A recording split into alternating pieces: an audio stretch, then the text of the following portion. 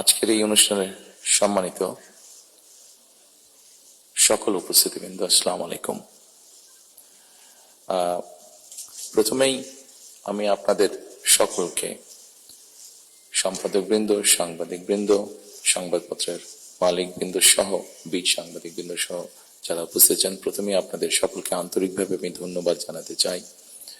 আমি দেশে আসার পরে খুব স্বল্পতম সময়ে এই অনুষ্ঠানটি আয়োজন করেছি এবং আপনারা যে কষ্ট করে অনুষ্ঠানে এসেছেন তার জন্য আমি আন্তরিকভাবে আমার এবং দলের পক্ষ থেকে আমি ধন্যবাদ জানাতে চাই।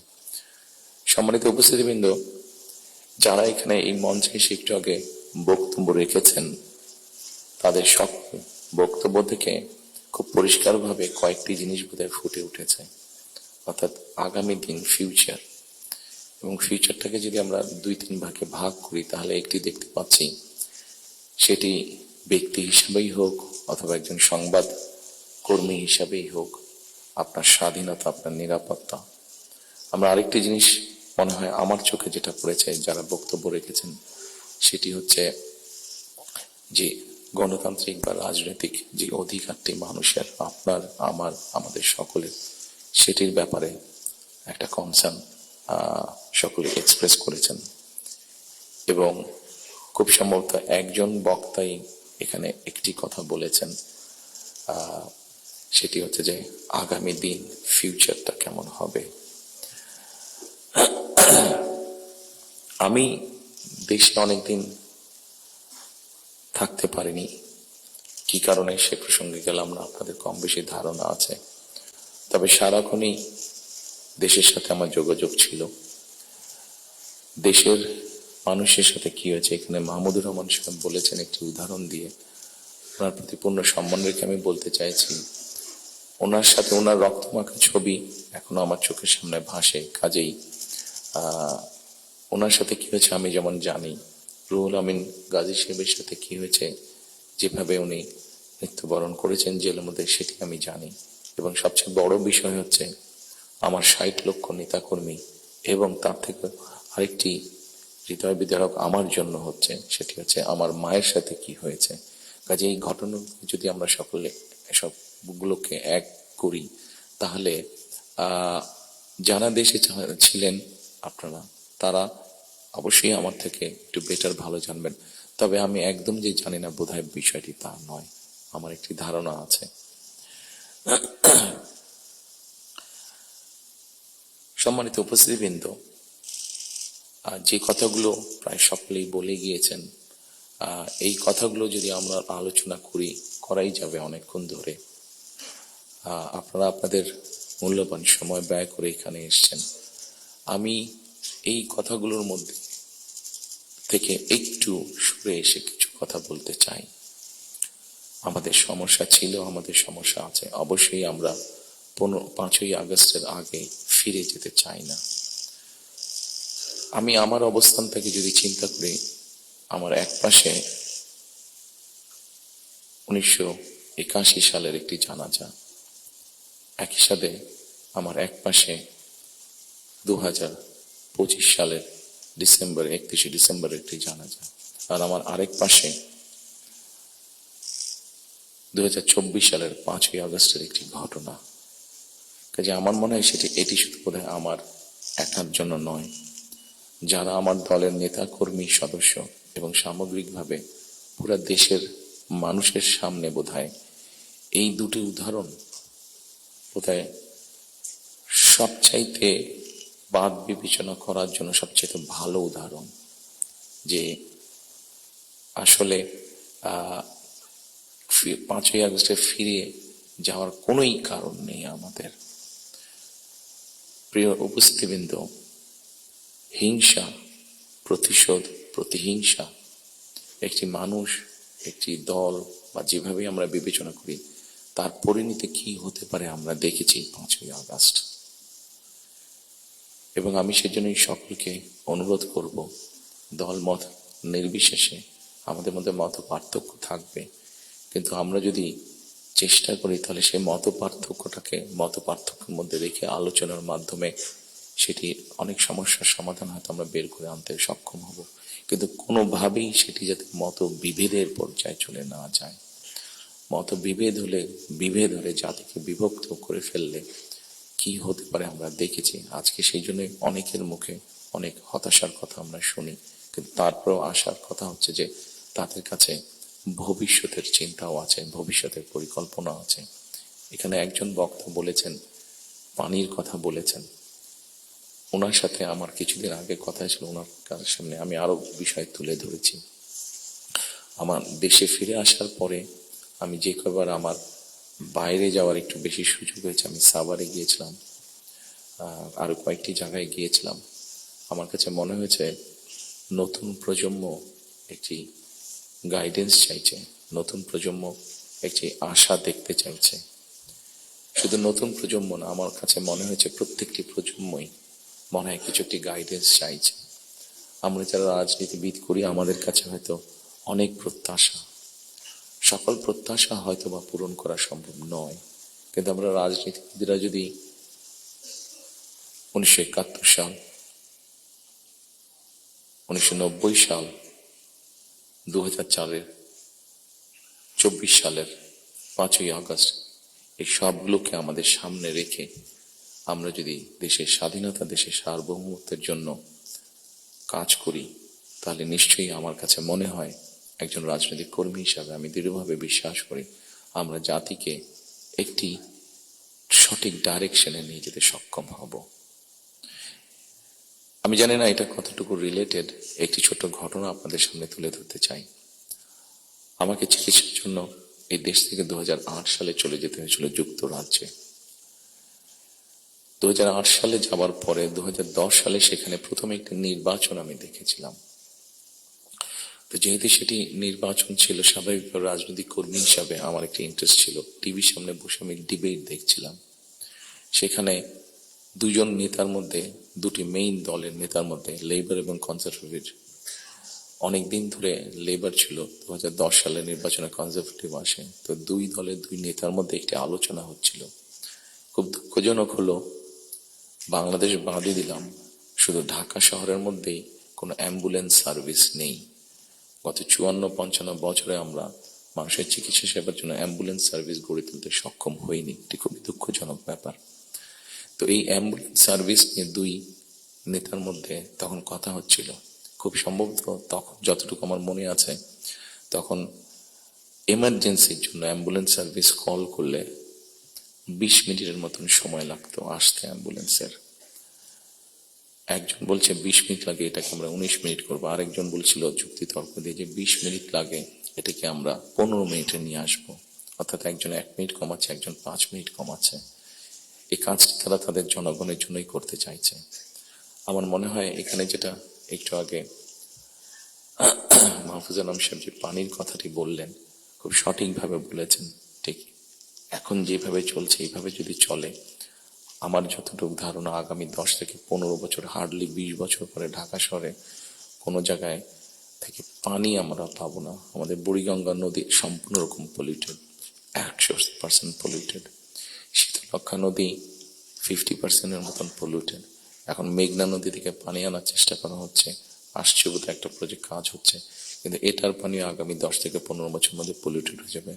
ঢাকা শহরে যে 3.5 কোটি মানুষের মতন মানুষ বাস করছে, এদের কেউ পানি পাবে না। পানির অপর নাম জীবন।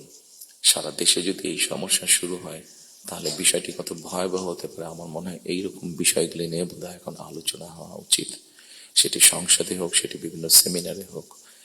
কারণ তা না হলে একটি ভয়াবহ ভবিষ্যৎ আমাদের সামনে অপেক্ষা করছে হয়তোবা, which is very unwanted.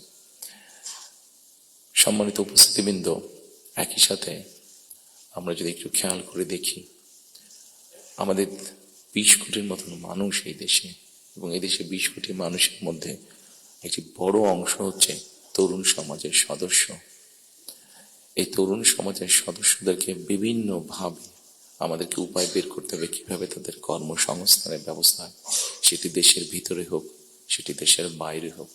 আমরা যদি এটি সক্ষম না হই এই কাজটি করতে, তাহলে আমরা 5ই আগস্ট বলি, 90-এর আন্দোলন বলি, 1971 সালের স্বাধীনতা যুদ্ধ বলি, আমাদের মনে হয় খুব সম্ভবত প্রত্যেকটি প্রত্যাশা ধ্বংস হয়ে যাবে। এখানে একজন সংবাদকর্মী, নারী সংবাদকর্মী, নারীর নিরাপত্তা বা নিরাপত্তা নিয়ে কথা বলেছেন উনি। আমরা মনে করি নিরাপত্তা শুধু নারীর না, নারী পুরুষ উভয়ের ক্ষেত্রে হওয়া উচিত। ছোট যদি একটা এক্সাম্পল দিই, খুব সম্ভবত বাংলাদেশে বছরে 7,000-এর মতন মানুষ, খুব সম্ভব গত বছর 7,000-এর মতন মানুষ রোড অ্যাক্সিডেন্টে মারা গিয়েছে। আমার কাছে বিষয়টি খুব অস্বাভাবিক লাগে। আমার ধারণা আপনারা যদি একটু চিন্তা করেন, আপনাদের প্রত্যেকের কাছে বিষয়টি অস্বাভাবিক লাগবে, কিন্তু ঘটনাটি ঘটছে, কোনো বছর বেশি, কোনো বছর কম। এই অস্বাভাবিক ঘটনাটি কেন ঘটবে? একজন মানুষ রোড অ্যাক্সিডেন্টে অধিকাংশ ক্ষেত্রে যারা মারা যাচ্ছে, আমরা যদি তাদের সামাজিক স্ট্যাটাসটা দেখি, খুব যে অবস্থাপন্ন লোক যারা আর্থিকভাবে সচ্ছল তারা যে মারা যাচ্ছেন তা না, কিন্তু যে মানুষগুলো মারা যাচ্ছে সেই মানুষরা হয়তো তাদের ফ্যামিলির অনলি আর্নিং সোর্স। মারা যাওয়ার পরে সেই ফ্যামিলিটির কি হচ্ছে, অথবা লোকটি যদি পঙ্গু হয়ে যায়, মানুষটি যদি পঙ্গু হয়ে যায়, তাহলে তার ফ্যামিলির উপরে কি হচ্ছে, এই বিষয়টি বোধহয় আমাদেরকে নজরে আনা উচিত। এরকম অনেকগুলো বিষয় আছে যে বিষয়গুলো আমার মনে হয় রাজনৈতিক দলগুলোর মধ্যে চিন্তা ভাবনা হওয়া উচিত। এখানে শাইখ সিরাজ সাহেব বসে আছেন, ওনার একটি বিখ্যাত প্রোগ্রাম আছে কৃষি সংক্রান্ত। আমাদের দেশে কৃষকদের কি অবস্থা এখন, সেই বিষয়টি বোধহয় আমাদেরকে বিবেচনা করা উচিত। উনি ভালো বলতে পারবেন, আমার যতটুকু ধারণা আছে যে মানে সরাসরি জমিতে কৃষিকাজের সাথে জড়িত জমির মালিক এরকম কৃষকের সংখ্যা প্রবাবলি 1.5 কোটির মতন সারা বাংলাদেশে, 1,50,00,000-এর মতন। এর মধ্যেও ডিফারেন্ট ক্যাটাগরির কৃষক আছে। এই কৃষকদের বিভিন্ন অসহায়ত্বের নিউজ আপনাদের সংবাদপত্রে প্রকাশ হয়, বিভিন্ন সময় আপনাদের খবরেই প্রকাশিত হয়েছে, বিভিন্ন সময় সেটি ইলেকট্রনিক মিডিয়া হোক, সেটি মেইন মিডিয়া প্রিন্টেড মিডিয়াতেই হোক, প্রকাশিত হয়েছে। এদের ব্যাপারে আমি আমার বিগত সরকারের কথা বলবো, আমার দলের বিগত সরকারের কথা বলবো। সেই সরকার বিভিন্ন সময় বিভিন্ন পদক্ষেপ গ্রহণ করেছে। এত বিশাল সংখ্যক মানুষ, যারা 20 কোটি মানুষের খাওয়া পড়ার ব্যবস্থা করছে, খাওয়ার অন্যের সংস্থান করছে, সেই এত বড় সমাজটাকে কিভাবে সাপোর্ট দেওয়া যায়, তাদের হয়তো সেভাবে বলার সুযোগ নেই। এখানে আপনারা সংবাদপত্রের যারা কর্মী আছেন, আপনারা আপনাদের কিছু সমস্যার কথা বলেছেন। আপনাদের সমস্যাটা আমাদের জন্য শুনতে জানতে সহজ হয়, বিকজ আমাদের জন্য একটা ভেন্যু আছে যেখানে আমরা আলাপ করতে পারি। কিন্তু ওই কৃষকগুলো যাদের কোনো ভেন্যু নেই, যারা এরকম একটা প্রোগ্রাম অর্গানাইজ করতে পারছে না, তারা কিভাবে বলবে কথাগুলো? কাজে তাদের কথাটাও তো আমাদেরকে জানতে হবে। কাজে এই বিষয়গুলি সম্মানিত উপস্থিতিবৃন্দ, আমার মনে হয় এই সকলে এরকম আরো অনেকগুলো বিষয় আছে। আমরা নারীর স্বাধীনতার কথা বলছি। বেগম রোকেয়া নারীর শিক্ষার জন্য আন্দোলন করেছিলেন। মরহুমা বেগম খালেদা জিয়া নারীদের শিক্ষার ব্যাপারটা নিশ্চিত করেছিলেন। পরবর্তীতে আগামী নির্বাচনে ইনশাল্লাহ জনগণের ম্যান্ডেট নিয়ে আমরা সরকার গঠনে সক্ষম হলে আমাদের একটি পরিকল্পনা রয়েছে, এই যে নারীরা শিক্ষিত হয়েছে এদেরকে অর্থনৈতিকভাবে স্বাবলম্বী করে গড়ে তোলা। একটু আগে আমি যে ফ্যামিলি কার্ডটা বলেছিলাম, সেটির লক্ষ্য বা উদ্দেশ্য হচ্ছে সেটাই, এই নারী সমাজকে গড়ে তোলা। আমাদের হিসাব মতে বাংলাদেশে 4 কোটি ফ্যামিলি আছে। আমরা যদি পরিবার হিসেবে ভাগ করি, এবারে যে একটি পরিবারে 5 জন করে সদস্য ধরা হয়েছে। আমরা এই ফ্যামিলি কার্ডটি আপনাদের সামনে একটু তুলে ধরতে চাইছি, আমাদের পরিকল্পনাগুলো। কারণ এখানে একজন সাংবাদিক উল্লেখ করেছেন যে 25 তারিখে যখন আমি এসেছি, আমি একটি কথা বলেছিলাম মার্টিন লুথার কিং এর মতন, আই হ্যাভ এ ড্রিম, যেমন বলেছিল 62 বছর আগে মার্টিন লুথার কিং। আমি বলেছিলাম আই হ্যাভ এ প্ল্যান। সেই প্ল্যানের মধ্যে একটি অংশ হচ্ছে বাংলাদেশের যে হাফ পপুলেশন নারী, তাদেরকে ঘিরে, এবং সেটি হচ্ছে ফ্যামিলি কার্ড। ফ্যামিলি কার্ডের মাধ্যমে ইটস নট যে একটা ফ্যামিলি কার্ড যে নারী পাবে সেটি সে সারা জীবন পাবে। একজন গৃহিণী বা একজন হাউস ওয়াইফ যে পাবেন কার্ডটা সারা জীবনের জন্য না, আমরা 5 থেকে 7 বছর দেব। এই 5 থেকে 7 বছর তাকে আমরা একটা সাপোর্ট দেওয়ার চেষ্টা করবো। সেটা টাকার হিসাবে হতে পারে, অথবা এসেনশিয়াল ফুড আইটেমের হিসাবে হতে পারে। কারণ আমরা দেখেছি যে একজন নারী বা একজন স্ত্রীকে বা একজন গৃহিণীকে যদি একটি সাপোর্ট দেওয়া হয়, সেটি সে তার ফ্যামিলির জন্য সঠিকভাবে খরচ করে দেন একজন পুরুষ। এবং আমরা রিসার্চ দেখেছি যে যদি 5 থেকে 7 বছর দেওয়া যায় তাহলে সে যেই অর্থটা তার হাতে জমা হয় সে মূলত 3টি কাজে খরচ করে। প্রথমত তার ফ্যামিলির স্বাস্থ্যের পেছনে, দ্বিতীয়ত তার ফ্যামিলির ছেলে মেয়েদের শিক্ষার পিছনে, তৃতীয়ত সে যে অর্থটা জমা করতে পারে সেটি সে ছোট ছোট ভাবে ইনভেস্ট করে। খুব স্বাভাবিকভাবে এইভাবে যখন সে ইনভেস্ট করা ধরবে, স্বাভাবিকভাবে তার গ্রামের লোকাল ইকোনমিটা স্ট্রেংথেন হবে, তার উপজেলার ইকোনমিটা স্ট্রেংথেন হবে, তার জেলার ইকোনমিটা স্ট্রেংথেন হবে, তার পরিবারটা শিক্ষিত এবং তার পরিবারটা যদি হেলদি হয়, এইভাবে পুরো গ্রামটা হবে, এভাবে পুরো উপজেলাটা হবে, এইভাবে পুরো জেলাটা, বিভাগ, একসময় গিয়ে দেশটা হবে। 4 কোটি ফ্যামিলির মধ্যে আপনারা বলতে পারেন একবারে কি দেওয়া সম্ভব কিনা? না, 4 কোটি ফ্যামিলির মধ্যে একবারে দেওয়া সম্ভব না। গ্র্যাজুয়ালি আমরা যাব, যারা প্রান্তিক, যারা যাদের যাদের নিডফুল, আন্ডার প্রিভিলেজ, তাদেরকে দিয়ে আমরা শুরু করব। এই কার্ডটি আমরা, আপনারা জিজ্ঞেস করতে পারেন হয়তো কার্ডটি কাদেরকে দেবেন।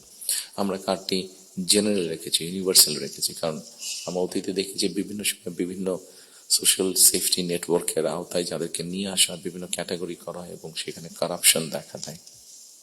সেই জন্য আমরা এটি জেনারেল রেখেছি। এটি একজন গ্রামের কৃষকের স্ত্রী যেমন পাবে, ইমাম সাহেবের স্ত্রী যেমন পাবে, প্রাইমারি স্কুলের শিক্ষকের স্ত্রী যেমন পাবেন, ঠিক একইভাবে ডিসি সাহেবের স্ত্রীও পাবেন, এসপি সাহেবের স্ত্রীও পাবেন। তবে আমরা দৃঢ়ভাবে বিশ্বাস করি ডিসি সাহেবের স্ত্রী বা এসপি সাহেবের স্ত্রী নিশ্চয়ই ওনারা নেবেন না, কারণ ওনাদের ওটি প্রয়োজন হবে না। করাপশনটাকে যাতে মানে একটা স্প্রেড না করে, করাপশনটা যাতে স্বাভাবিক একটা পর্যায়ে থেকে, কিছু তো অ্যানোমালিজ হতে পারে, সেটি আমরা গ্র্যাজুয়ালি ঠিক করব। ঠিক এভাবে কৃষকদেরকে হেল্প করার জন্য আমরা কৃষি কার্ড করেছি। একটি বড় সমস্যা হচ্ছে হেলথ ইস্যু। বাংলাদেশে 20 কোটি মানুষ, আমরা স্লোগান দিয়ে হয়তো বলতে পারি যে সকলের জন্য স্বাস্থ্যর ব্যবস্থা করবো, আমরা সকলকে স্বাস্থ্য সুবিধা আমরা দিব। এখানে আপনারা অনেকেই আছেন যারা আপনারা ইউকেতে গিয়েছেন, যেহেতু আমি ইউকেতে অনেকদিন ছিলাম, স্বাভাবিকভাবে আমি তাদের বিষয়টি আমার নজরে বেশি পড়েছে। তাদের ওখানে বৈধভাবে যে কোনো মানুষ থাকে, তাকে তারা পূর্ণ হেলথ সার্ভিস দেয়, সেটা যে কোনো ধরনের, সেটা বাইপাস হোক, কার্ডিয়াক হোক, ক্যান্সার হোক, সব রকম চিকিৎসা তারা দেয়। এখন আমরা কিন্তু এখন দেখা যাচ্ছে যে এই কাজটা করতে গিয়ে ইউকের মতন দেশগুলো, ইউরোপের যে ডেভেলপ দেশগুলো আছে, তারাও হিমশিম খাচ্ছে। তারা এখন যেটা চাচ্ছে সেটা হচ্ছে প্রিভেনশন। তারা হিসাব নিকাশ করেছে যে একজন মানুষ অসুস্থ হলে তাকে যদি হাসপাতালে নিয়ে আসা হয়, তাকে যদি ওষুধ দেওয়া হয়, ডাক্তার, নার্স, হসপিটালে বেড, সবকিছু, তাতে খরচ অনেক বেশি হয়। কিন্তু যদি প্রিভেনশন করা হয়, মানুষকে যদি সচেতন করা হয় যে এই খাবারগুলো খেও না, তাহলে তুমি কিডনি প্রবলেম হবে না, এই খাবারগুলো খেও না তাহলে তোমার হার্ট প্রবলেম হবে না, এই খাবারগুলো খেও না তাহলে তোমার ডায়াবেটিক হবে না। মানুষকে যদি এভাবে সচেতন করা যায় তাহলে দেখা গেছে তাতে রাষ্ট্রের খরচ অনেক কমে আসে, মানুষের সুস্থ থাকে। এবং এটার বেস করে, যেহেতু ইউরোপে এই কাজটা চলছে, এটার উপরে বেস করে আমরা হেলথ কেয়ারার অ্যাপয়েন্ট করতে চাই। এবং এই হেলথ কেয়ারের অ্যাপয়েন্টের আরেকটি মূল লক্ষ্য উদ্দেশ্য হচ্ছে এরা যেরকম বেসিক ট্রেনিং পাওয়ার পরে গিয়ে মানুষকে সচেতন করবে, অ্যাট দ্য সেম টাইম সম্মানিত উপস্থিতিবৃন্দ, আরেকটি বিষয় বোধহয় আমাদের নজরে খুব আনা প্রয়োজন। একটি বিষয়, খুব ভয়াবহ পরিস্থিতি, মাহফুজ আলম সাহেব যেরকম পানির কথা বলেছেন, সেরকম আরেকটি ভয়াবহ পরিস্থিতি হচ্ছে যে আমাদের জনসংখ্যা যেভাবে বাড়ছে, আমরা যদি সৌদি আরব বা কুয়েতের সবগুলো তেল খনিও এখানে নিয়ে আসি, তাহলে হয়তো আমরা এই এত রিসোর্স দিয়ে আমরা এত মানুষকে সমস্যার সমাধান করতে পারবো না। সেই জন্য আমাদেরকে অবশ্যই পপুলেশন কন্ট্রোলে যেতে হবে, আমাদের দেশের জনসংখ্যাকে সীমাবদ্ধতার মধ্যে আনতে হবে। এবং সেই জন্য এই হেলথ কেয়ার যে নিয়োগ হবে, এই হেলথ কেয়ারের 80 থেকে 85% আমরা 1 লক্ষের মতন আমাদের টার্গেট নিয়োগ করা। এই হেলথ কেয়ারের 80 থেকে 85% আমরা নারী কর্মীকে নিয়োগ করতে চাই, যাতে নারী কর্মীরা গিয়ে ঘরে ঘরে বোঝাতে সক্ষম হন যে কি জন্য প্রয়োজন হাইজিন মেনটেন করা এবং পরিবারকে সুস্থ রাখা, এট দ্য সেম টাইম পরিবারকে একটি রিজনেবল সাইজের মধ্যে রাখা, পরিবারের সদস্য সংখ্যা। ঠিক একইভাবে কৃষকের কথা আপনাদের সামনে বলেছি, যেই বিষয়টি আমি আপনাদের সামনে একটু আগে উল্লেখ করেছিলাম সম্মানিত উপস্থিতিবৃন্দ, সেটি হচ্ছে যে বিরাট এক তরুণ সমাজের সদস্য আমাদের আছেন। এই তরুণ সমাজের সদস্যদেরকে, সেটি গ্রামে হোক সেটি শহরে হোক, বিভিন্ন জনের বিভিন্ন কোয়ালিফিকেশন বা শিক্ষা ব্যাকগ্রাউন্ড আছে, সেটার উপরে বেস করে আমরা ভোকেশনাল টেকনোলজিক্যাল ইনস্টিটিউশনকে আমরা মডার্নাইজ করতে চাই। আমাদের ভোকেশনাল এবং টেকনোলজিক্যাল ইনস্টিটিউশন যেগুলো আছে সেগুলোর মধ্যে প্রায় 200-250 মতন সাবজেক্ট আছে যেগুলোর এত প্রয়োজন নেই আমাদের। আমরা এর মধ্যে কিছু কাজ করেছি, প্রাইমারি কাজ করেছি, যে নর্মালি যেসব দেশে আমাদের মানুষ যেতে পারবে বা পারে, যেমন তার একটা বড় অংশ হচ্ছে মিডল ইস্ট, সেখানে কি কি কাজের স্কোপ আছে আগামী 5 থেকে 10 বছর। একটি বড় মার্কেট হচ্ছে মানুষ যাবার জন্য, দেশ থেকে স্কিল শ্রমিক যাওয়ার মতন একটি বড় মার্কেট আস্তে আস্তে তৈরি হচ্ছে জাপানে, আস্তে আস্তে তৈরি হচ্ছে ইউরোপে, ইভেন চায়নাতেও তৈরি হচ্ছে। আমরা মোটামুটি ভাবে একটি অ্যানালাইসিস করে দেখি যে কি কি ধরনের মানুষ এখানে যেতে পারে, সেটার উপরে বেস করে আমরা আমাদের ভোকেশনাল ইনস্টিটিউটগুলোকে আমরা সেইভাবে মডার্নাইজ করতে চাইছি। আপনারা নিশ্চয়ই খেয়াল করেছেন, যেহেতু আপনারা সংবাদ কর্মী, আপনারা নিশ্চয়ই খেয়াল করেছেন গত কয়েকদিনে আমার সাথে বেশ কিছু বিদেশি ডিপ্লোমেট দেখা করেছেন। ওনাদের মধ্যে যে সকল দেশগুলো এই ভোকেশনাল এবং টেকনিক্যাল ইনস্টিটিউশনে ওনারা অনেক ডেভেলপ, তাদেরকে আমরা বলেছি যে আপনাদেরকে এই সহযোগিতা করতে হবে। ওনারা খুশি মনে আমাদেরকে বলেছেন যে ওনারা এই ব্যাপারে সহযোগিতা করবেন। আমরা যদি আমাদের ছেলেদেরকে, এই মুহূর্তে 8 থেকে 10 লক্ষ মানুষ প্রতি বছর বিদেশে যাচ্ছে, তার মধ্যে প্রায় 6.5-7 লক্ষ মানুষ মধ্যপ্রাচ্যে যাচ্ছে, কিন্তু আপনারা যদি খেয়াল করে দেখেন যে তারা যে যাচ্ছেন মধ্যপ্রাচ্যে, তারা কিন্তু আনস্কিল্ড হিসেবে যাচ্ছেন।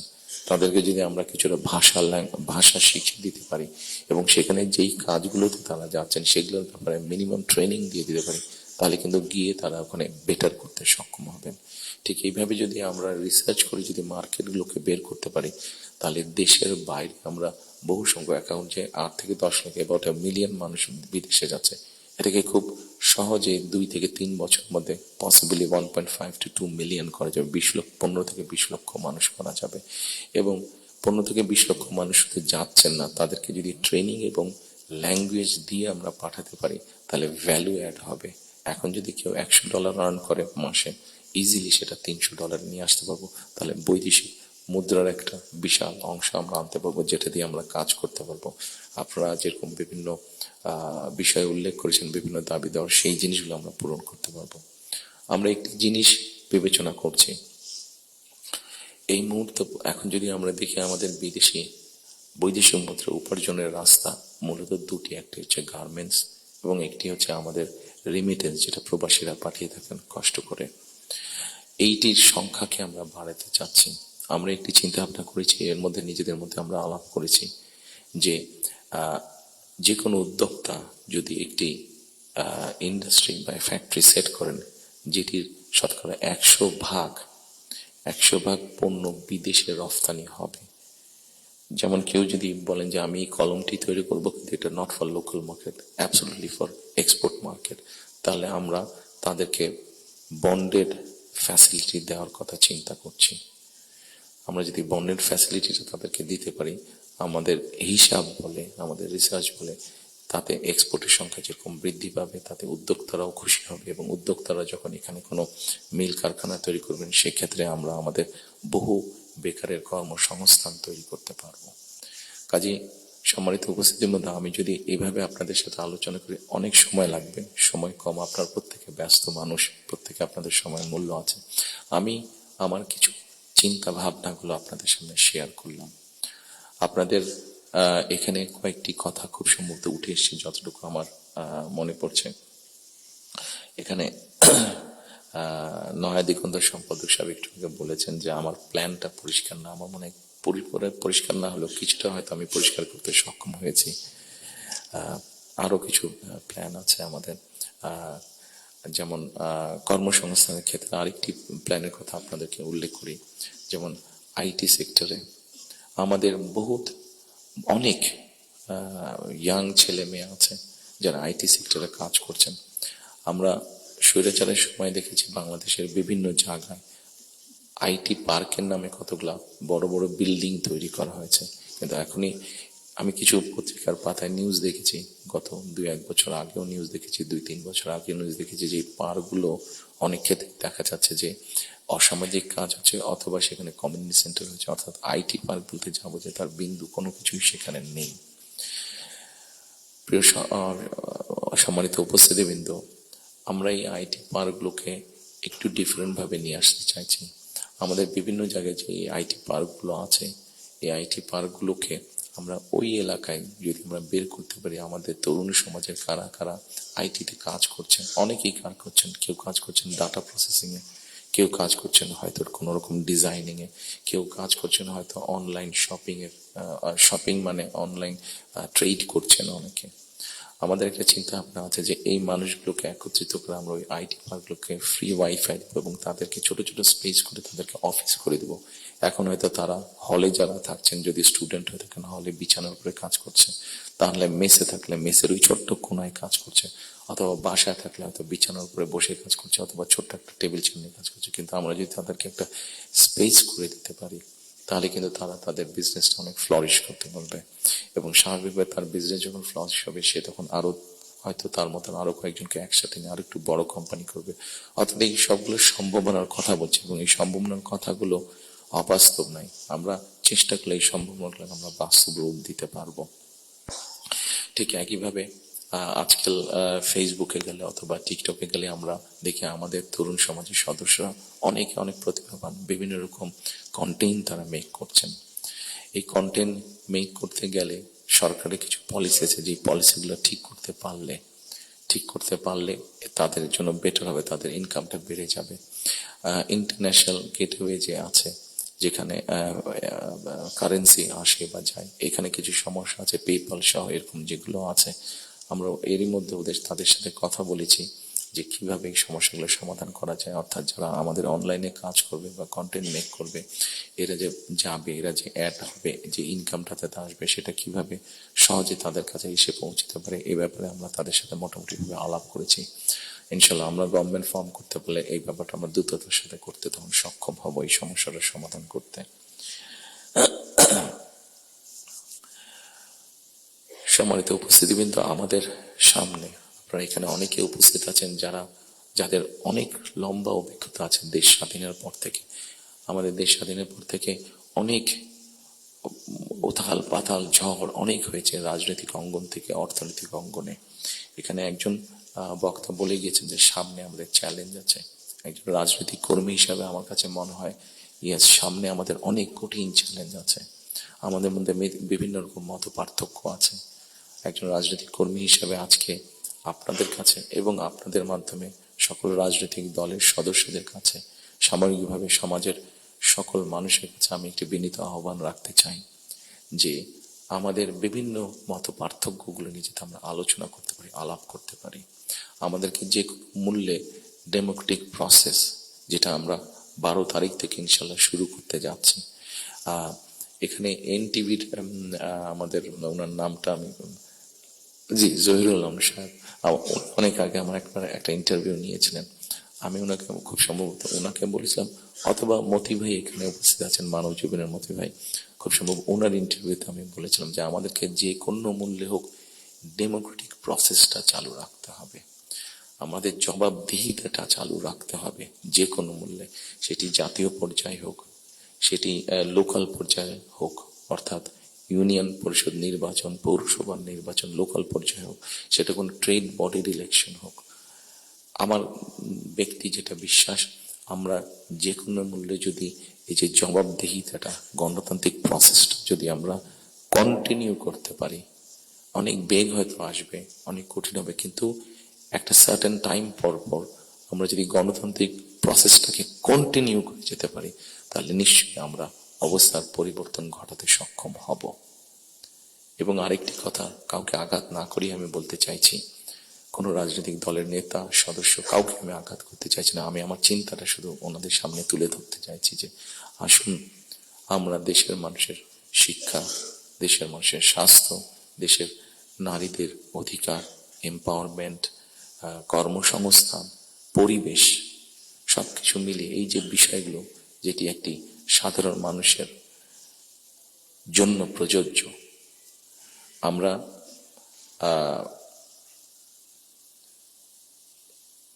অনেক দিন ধরে আমরা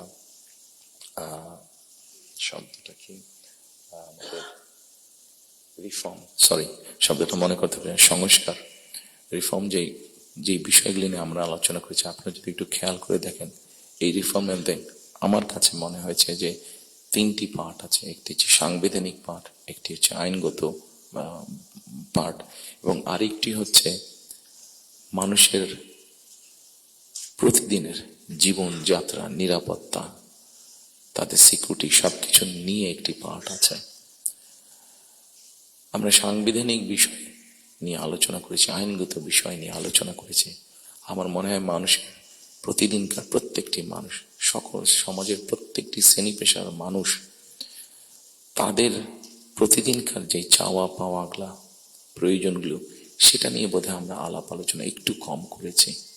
আমার কাছে মনে হয় সেই বিষয়গুলি নিয়ে বোধহয় আলোচনা করা উচিত। সেই বিষয়গুলি নিয়ে বোধহয় প্রত্যেকটি রাজনৈতিক দলের আলোচনা করা উচিত। আমরা শুধু রাজনৈতিক বিষয় নিয়ে সেমিনার করছি, সিম্পোজিয়াম করছি, আলোচনা করছি, তর্ক বিতর্ক করছি, অবশ্যই ওগুলো প্রয়োজন আছে, কিন্তু অ্যাট দ্য সেম টাইম আমরা যদি মানুষের প্রতিদিনকার তার চিকিৎসা ব্যবস্থা কি হবে, তার কর্মসংস্থান কি হবে, তার পরিবারের সন্তানদের শিক্ষা ব্যবস্থা কি হবে, তার রাস্তায় বের হলে নিরাপদে সে ফিরে আসতে পারবে কিনা, এইরকম বিষয় যেগুলো আছে, এই বিষয়গুলো নিয়েও বোধহয় আমাদের আলোচনা আরো একটু বেশি হওয়া উচিত। এই বিষয়গুলো নিয়ে বোধহয় আমাদের প্ল্যান প্রোগ্রাম আরো একটু বেশি হওয়া উচিত। এই পলিসিগুলো নিয়ে বোধহয় আমাদের চিন্তা ভাবনা আরো একটু বেশি হওয়া উচিত।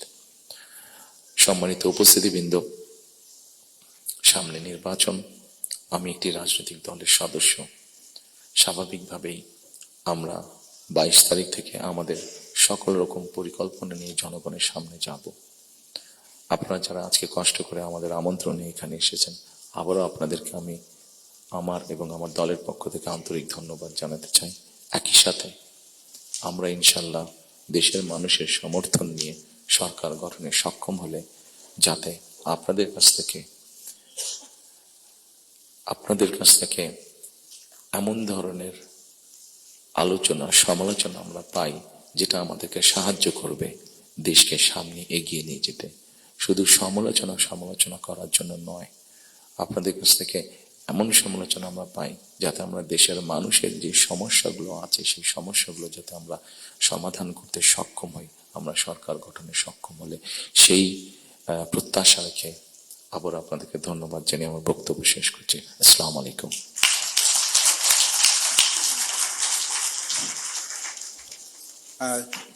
ধন্যবাদ চেয়ারম্যান জনাব।